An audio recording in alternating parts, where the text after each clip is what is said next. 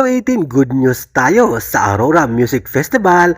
Trending ang ating SB19, the King of P-Pop.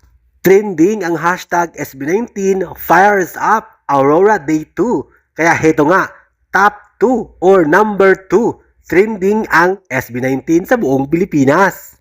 Samantala, trending number 1 naman ang SB19 Aurora Takeover in the Philippines, number 1.